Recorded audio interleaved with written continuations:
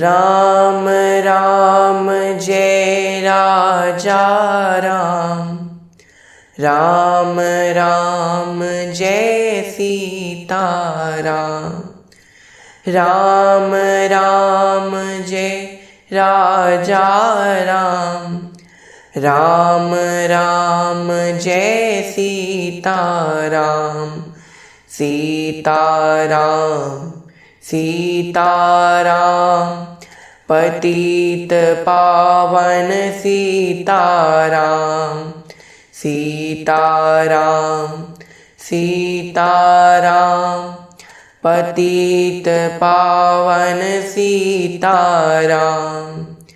सियावर रामचंद्र भगवान की जय, भक्तवत्सल भगवान की जय, महर्षि वाल्मीकि भगवान की जय।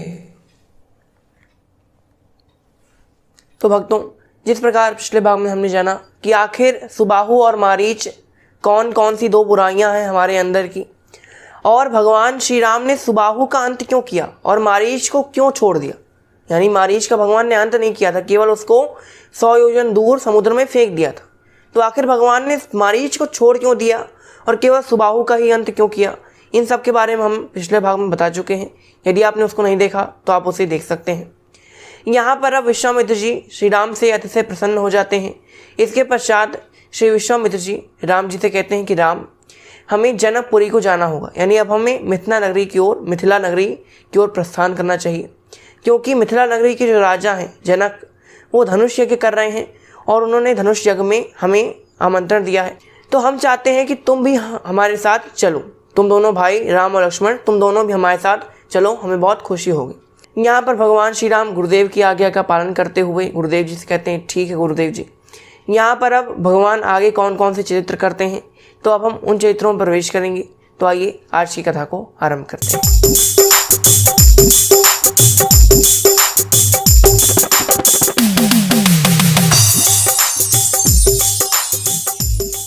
यहाँ पर अब गुरुदेव की आज्ञा से दोनों राजकुमार गुरुदेव के साथ अग्रसर होते हैं। यहाँ पर अभी तक, जब तक विश्वामित्र जी राम जी को यहाँ सिद्धाश्रम तक लेकर आए, तब तक विश्वामित्र जी के साथ राम जी चल रहे थे, विश्वामित्र जी के साथ राम लक्ष्मण जा रहे थे। लेकिन अब यहाँ थोड़ा सा परिवर्तन हुआ है। अभी तक विश्वामित्र जी के साथ राम लक्ष्मण थे, अब राम लक्ष्मण के साथ विश्वामित्र जी। अगर एक तरह से देखें तो विश्वामित्र जी के साथ राम लक्ष्मण है और राम लक्ष्मण के साथ विश्वामित्र जी, इनमें अंतर है। आप कहेंगे क्या अंतर है भाई, विश्वामित्र जी के साथ राम लक्ष्मण हो या राम लक्ष्मण के साथ विश्वामित्र जी, एक ही बात है? नहीं, एक बात नहीं है। और विश्वामित्र जी के साथ राम लक्ष्मण थे और अब राम लक्ष्मण के साथ विश्वामित्र जी क्यों हैं? क्योंकि देखिए, जो दूल्हे होते हैं, अब यहाँ सबको पता है कि भाई अब जाएंगे तो राम और लक्ष्मण जी दूल्हे बन जाएंगे। तो यहाँ पर दूल्हा जो होता है ना, वो हमेशा साथ रहता है। दूल्हे के साथ बारात जाती है, बारात के साथ दूल्हा नहीं जाता। आप कहेंगे भाई इसमें भी क्या अंतर है, दूल्हे के साथ बारात जाए या बारात के साथ दूल्हा, एक ही बात होती? नहीं, एक बात नहीं है। अगर दूल्हे के साथ बारात जाती है तो बारात का आदर सत्कार होता है। अगर दूल्हे के साथ बारात गई, क्यों? देखिए, दूल्हे के साथ बारात जाती है, ये बात क्यों मानी जाती है? देखिए, अगर मान लीजिए बारात में 500 लोग हैं, अगर बारात के 500 लोग भी बारात जहाँ पर रुकनी है, लड़की वालों का जहाँ घर है, जहाँ भी जो भी होटल वगैरह है, अगर वहाँ पर 500 व्यक्ति बाराती जो है वो पहुँच भी गए, लेकिन अगर मेन व्यक्ति दूल्हा नहीं पहुँचा, तो फिर उन 500 बारातियों की कोई कदर नहीं करने वाला, कोई पूछने तक नहीं वाला, क्योंकि जो लड़की के पिता हैं उनको तो भाई काम दूल्हे से है। अगर 500 व्यक्ति पहुँच भी जाते हैं शादी में और अगर दूल्हा नहीं आया तो पूरी शादी बर्बाद हो जाएगी। लेकिन अगर एक दूल्हा आ गया और 500 व्यक्ति नहीं भी आए, तो भी पिता जो होता है लड़की का संतुष्ट हो जाता है कि कम से कम जिसका काम था वो तो आया, भले कोई नहीं आया लेकिन जो आया, जिसका काम था वो तो आ गया, जिससे मुझे अपनी बेटी को विवाह करना था वो तो आया है। तो यहाँ पर ये हमने जान लिया कि भाई दूल्हे के साथ बारात जाती है, बारात के साथ दूल्हा नहीं जाता। उसी प्रकार यहाँ जो विश्वामित्र जी हैं वो बाराती हैं और राम लक्ष्मण दूल्हे हैं। तो यहाँ पर अब विश्वामित्र जी के साथ राम लक्ष्मण नहीं जा रहे हैं, यहाँ पर राम लक्ष्मण जी के साथ विश्वामित्र जी जा रहे हैं। तुलसीदास जी ने और वाल्मीकि जी ने दोनों ने इस बात की ओर संकेत किया है अपने श्लोकों और चौपाइयों में। यहाँ पर अब श्री राम लक्ष्मण जी के साथ विश्वामित्र जी जाते हैं। यहाँ पर अब एक प्रश्न खड़ा होता है कि भाई विश्वामित्र जी किसके साथ जा रहे हैं, राम लक्ष्मण के साथ जा रहे हैं, यानी विश्वामित्र जी और राम लक्ष्मण जी साथ हैं। यहाँ पर एक प्रश्न खड़ा होता है कि आखिर जनक जी ने दशरथ जी के यहाँ यानी अयोध्या में निमंत्रण क्यों नहीं भेजा। धनुष यज्ञ का निमंत्रण वहाँ जाना चाहिए था ना, मतलब विश्वामित्र जी के पास गया तब ठीक है, लेकिन धनुष यज्ञ का निमंत्रण अयोध्या में भी जाना चाहिए था। तो अयोध्या में धनुष यज्ञ का निमंत्रण नहीं गया था। राम और लक्ष्मण जी गए थे विश्वामित्र जी के साथ, तो विश्वामित्र जी साथ में थे। दशरथ जी के पास कोई भी धनुष यज्ञ का निमंत्रण नहीं गया था। अब यहाँ पर हम जानते हैं कि भाई आखिर दशरथ जी के पास धनुष यज्ञ का निमंत्रण क्यों नहीं भेजा गया जनक जी द्वारा। इसकी एक कहानी आती है कि एक बार की बात है, जनक जी के राज्य में एक व्यक्ति था, उसका नया नया विवाह हुआ था। विवाह के पश्चात जैसे कि हम सब जानते हैं कि विवाह होने के थोड़े दिन बाद लड़की अपने मायके जाती है, उसको पग फेरा कहते हैं। तो लड़की अपने मायके चली गई, यानी उसकी जो दुल्हन थी उस व्यक्ति की, वो चली गई अपने मायके, उसकी पत्नी। यहाँ पर अब वो जो व्यक्ति था वो कुछ दिनों बाद अब अपनी पत्नी को लेने के लिए जा रहा था उसके मायके। फिर पत्नी को हमेशा के लिए मायके में तो छोड़ नहीं सकते, लेके तो आना पड़ेगा। यहाँ वो व्यक्ति अपनी पत्नी को लेने गया था मायके। यहाँ पर अब मायके जाते जाते बीच में एक दलदल पड़ता है, उस दलदल में एक गौ माता फंसी हुई थी। यहाँ पर उस व्यक्ति ने सोचा कि अगर गौ माता को निकालने बैठा तो टाइम लग जाएगा और मुझे बिल्कुल टाइम नहीं है, मुझे जल्द से जल्द मेरी पत्नी चाहिए, मुझे मेरी पत्नी जल्द से जल्द चाहिए, क्योंकि भाई ये नया नया विवाह हुआ है।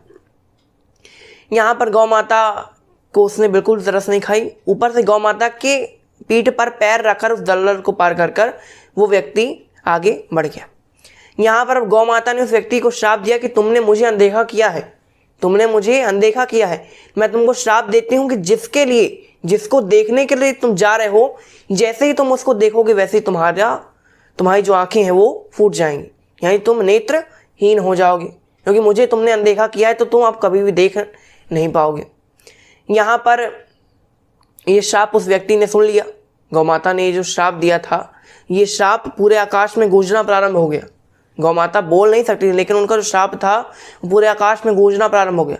यहाँ पर उस आदमी को लगा, अरे गौ माता ने मुझे श्राप दे दिया। अब यहाँ जो व्यक्ति था, अब पत्नी को लेने जाना पड़ेगा। पत्नी को लेने गया, लेकिन वो अपने आँखों में ऐसे हाथ रख कर गया, पट्टी बांध कर या हाथ रख कर, जो माने हाथ रख कर गया। अब जब पत्नी के पास पहुँचा, अब पत्नी ने कहा, भाई हाथ उठाओ, लेने आए हो तो हाथ क्या ऐसे जरूरी है कि कोई प्रतिज्ञा लिए हो।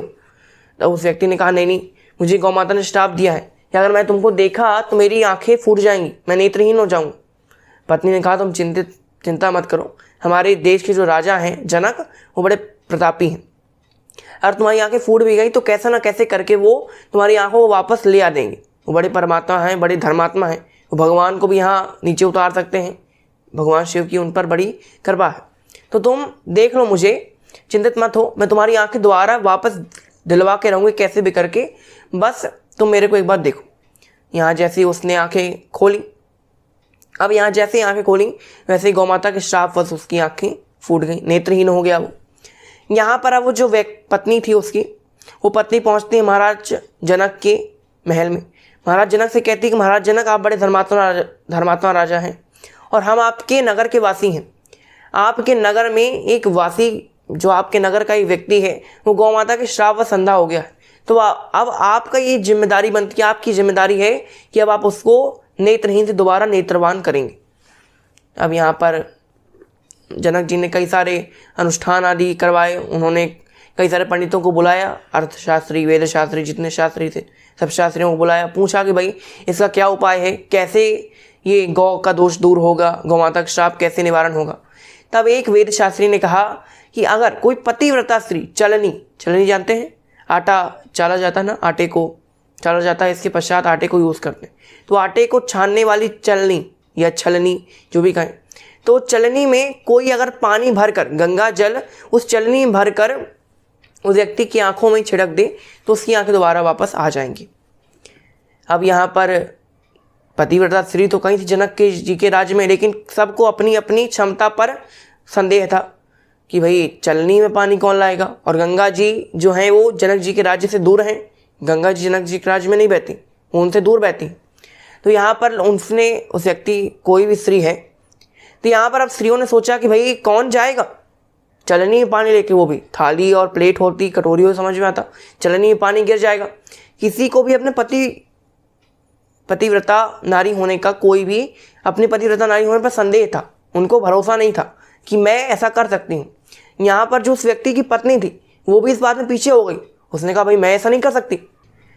अब यहाँ जब इस नगर की सारी रानियाँ, जितनी रानियाँ थीं, दासियाँ थीं, पूरी स्त्रियाँ जितनी थी सब हार गईं, सब पीछे कर लिया उन्होंने अपना पैर।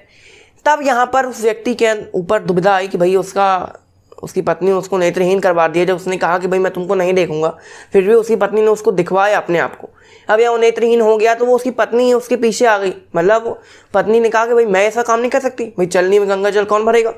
तो अब यहाँ पर आगे कथा में हम ये जानेंगे कि उस व्यक्ति की आंखें कैसे वापस आती हैं, और आंखें वापस आना और ये राम जी को, दशरथ जी को, जनक जी को निमंत्रण ना भेजना, इनसे क्या कनेक्शन है वो सब हम अगले सत्र में जानेंगे। तो आज की कथा को हम यही विराम देते हैं। आज के लिए बस इतना ही। आपका बहुत बहुत धन्यवाद। घर पर रहिए, सेफ रहिए, मुस्कुराते रहिए। जय श्री राम।